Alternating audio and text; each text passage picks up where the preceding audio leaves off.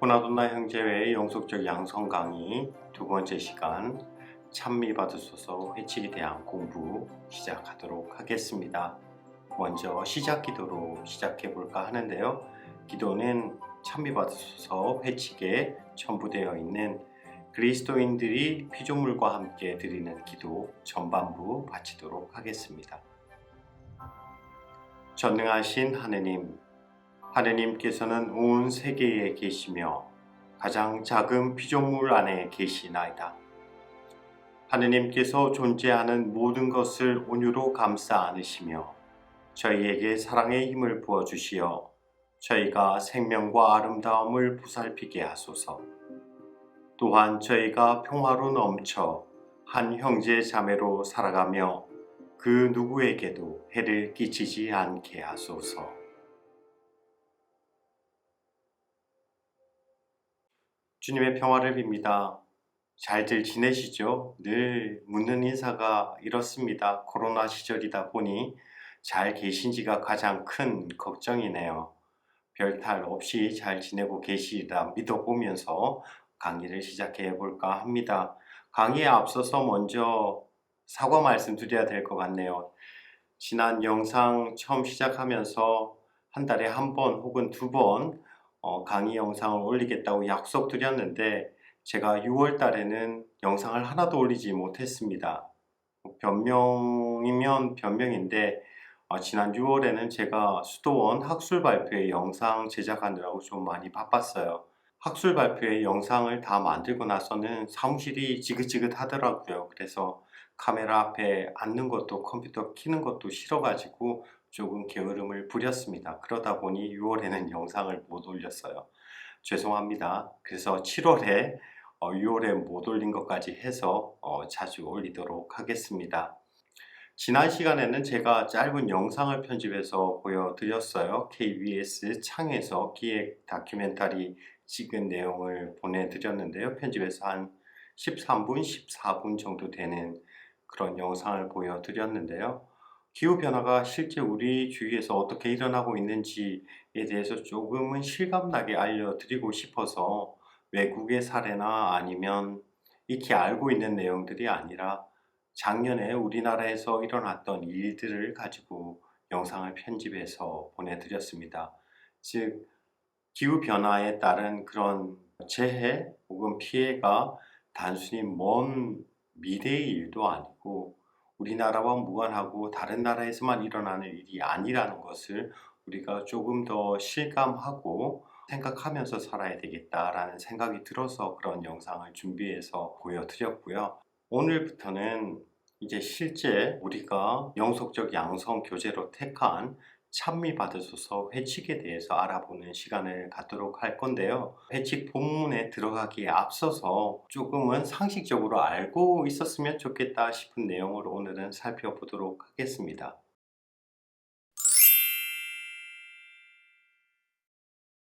찬미 받으소서 교황님의 이 문헌을 우리는 회칙 혹은 사회 회칙 또는 사회교리 회칙이라고 이렇게 불러요.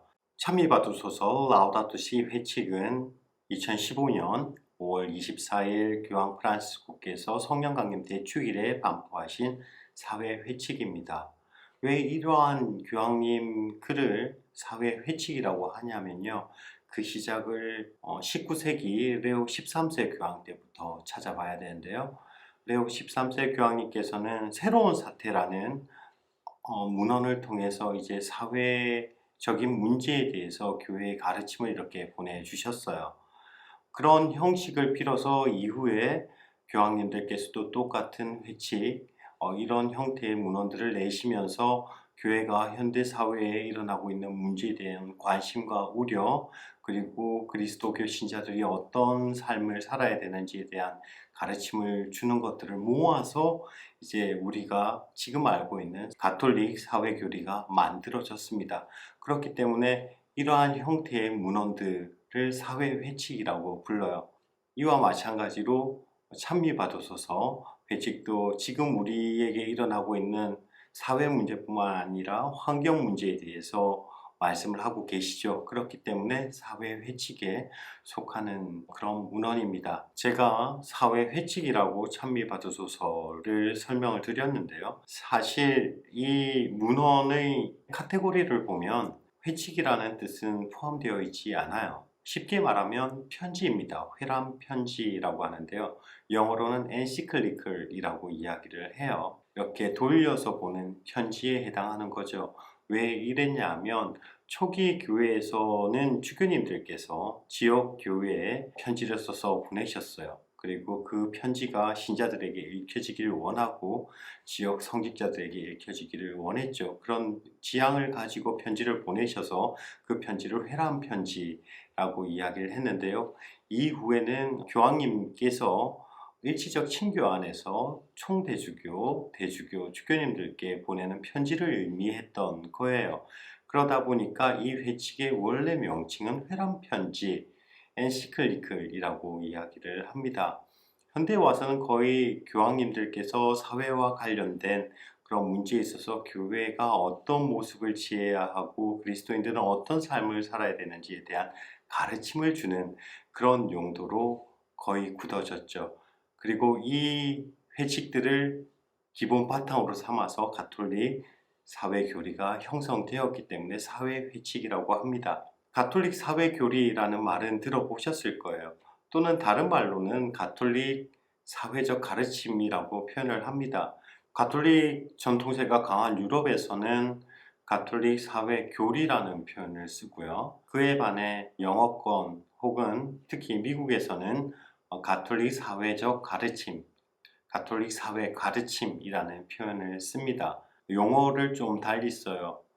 유럽에서는 가톨릭 소셜 독트린이라는 그런 말을 쓰고요.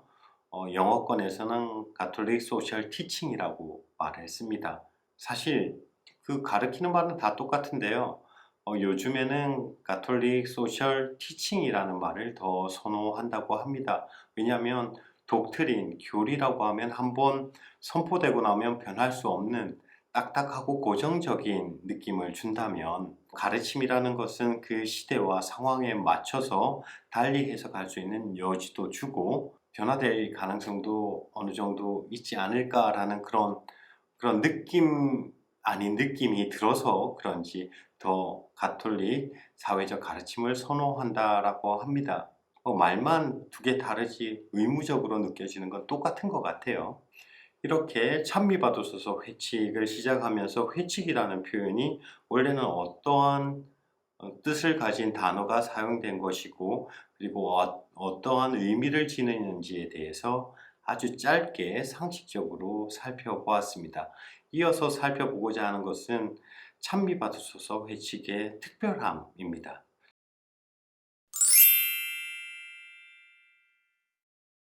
찬미받으소서 라우다토 시 회칙이 특별할까요? 특별하니까 물어보겠죠. 그죠? 사람들도 특별하니까 많이 입에서 입으로 회자할 것이고 많이 거론되지 않을까 싶습니다.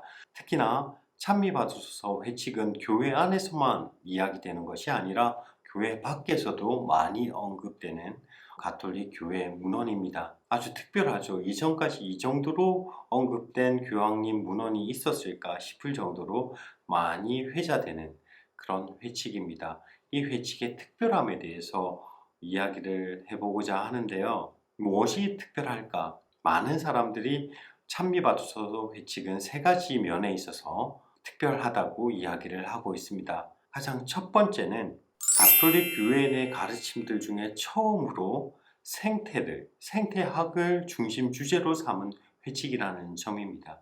가톨릭 교회가 환경 문제, 생태 문제에 대해서 관심을 가진 것은 교회 역사 안에서 보면 정말 최근의 일입니다.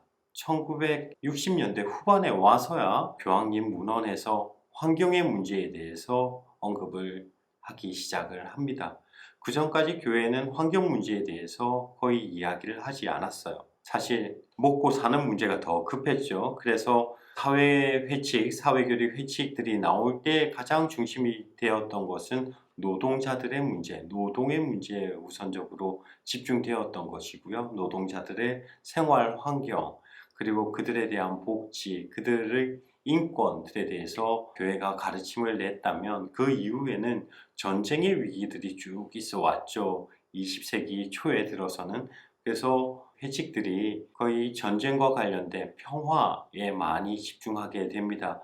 그 이후에 1960년대 후반에 와서야 교회는 인간들이 인류 발전이라는 미명하에 얼마나 많은 환경을 파괴하고 있는지에 대해서 인지하게 되고 이것에 대해서 경고 혹은 우리가 삶의 방향을 바꿔야 된다는 가르침을 내기 시작을 했습니다. 그게 바오로 6세 교황님 때부터 그렇게 시작이 되었고요. 그 이후에 요한 바오로 2세, 베네딕토 16세께서도 조금씩 언급하기 시작하시다가 바로 프란치스코 교황님께서 찬미받으소서 회칙에서는 그동안 언급되던 그 정도가 아니라 교황님 회칙의 중심 주제로 환경, 생태 문제를 중심 주제로 삼아서 이야기하게 된 것이죠. 프란치스코 교황님 이전 선대 교황님들께서는 당신들 회칙이나 혹은 강론들 혹은 메시지들에서 환경 문제에 대해서 언급은 하시긴 하셨었어요. 근데 그것이 중심 주제는 아니었습니다. 그런데 교황 프란치스코께서는 이번 찬미 받으소서 회칙을 통해서 인류에게 가장 시급한 문제로 다가온 환경 문제, 생태 문제, 기후 변화 문제 이것을 중심 주제로 삼아서 회칙을 내신 거죠. 즉 교회 역사상 처음으로 있는 생태 회칙이 이 찬미 받으소서 회칙인 것입니다.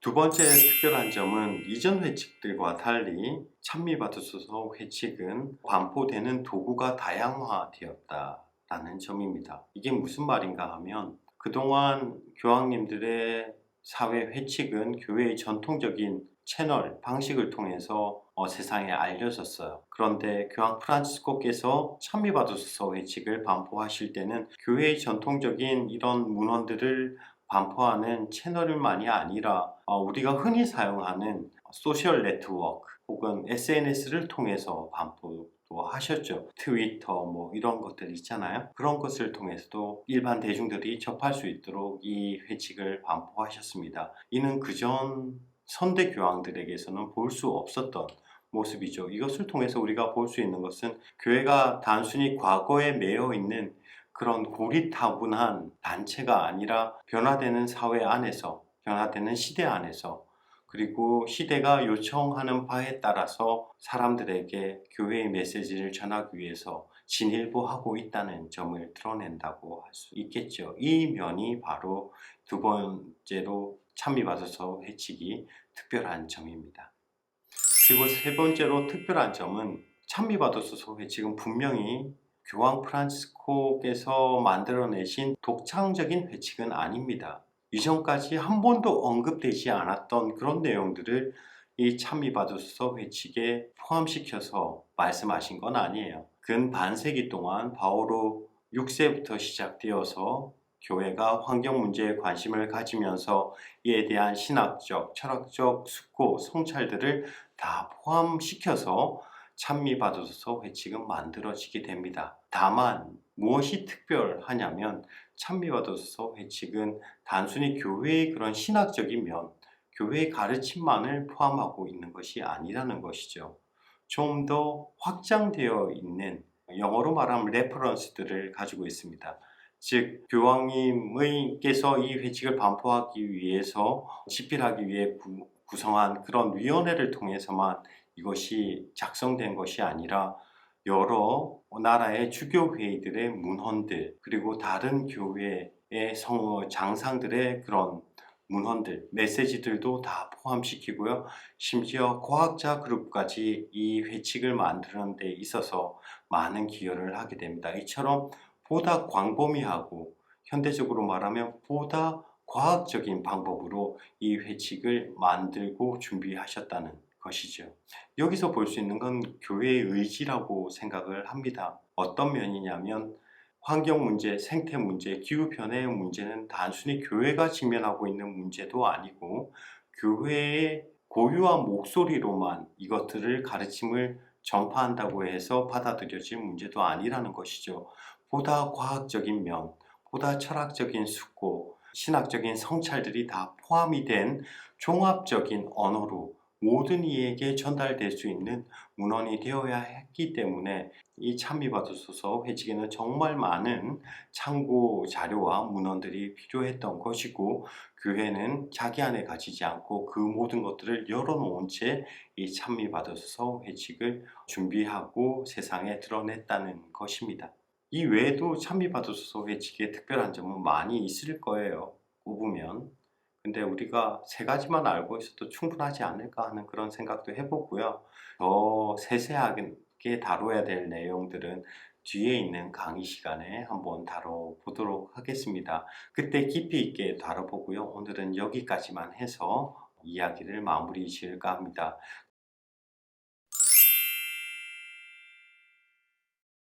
그래서 오늘 저희가 함께 살펴본 바는 사회 회치, 이것이 어떤 문헌이고 이것의 명칭은 어떻게 해서 생겨났는지에 대해서 이야기를 해봤고요. 그리고 이 문헌들을 바탕으로 해서 가톨릭 사회 교리가 만들어졌다라는 말씀도 드렸습니다. 그 이후에는 우리가 앞으로 살펴볼 찬미받으소서 라우다토 시 회칙의 특별한 점이 무엇인가, 이것에 대해서 세 가지 점을 들어서 말씀을 함께 나누었습니다. 다음 강의 때는 좀 더 깊이 있게 찬미받으소서 회칙을 들여다볼 수 있도록 찬미받으소서 회칙의 개괄적인 내용들을 한번 살펴보도록 하겠습니다. 오늘 저와 함께 그렇게 재미있지 않은 내용들 살펴보느라 수고 많으셨고요. 다음 영상에서 만나 뵙도록 하겠습니다. 마침 기도는 처음에 저희가 그리스도인들이 피조물과 함께 드리는 기도 전반부를 했잖아요. 그 후반부의 내용을 마침 기도로 바치면서 오늘 공부 마무리하도록 하겠습니다. 오 가난한 이들의 하느님, 저희를 도와주시어 저희가 하느님 보시기에 참으로 소중한 이들, 이 지구에 버림받고 잊힌 이들을 구하게 하소서. 저희 삶을 치유해 주시고 저희가 이 세상을 훼손하지 않고 보호하게 하시며 오염과 파괴가 아닌 아름다움의 씨앗을 뿌리게 하소서. 가난한 이들과 지구를 희생시키면서 이득만을 추구하는 이들의 마음을 움직여 주소서. 저희가 하느님의 영원한 빛으로 나아가는 여정에서 모든 것의 가치를 발견하고 경외로 가득 차 바라보며 모든 피조물과 깊은 일치를 이루고 있음을 깨닫도록 저희를 가르쳐 주소서. 하느님 날마다 저희와 함께 해 주시니 감사하나이다. 비오니 정의와 사랑과 평화를 위한 투쟁에서 저희에게 힘을 주소서.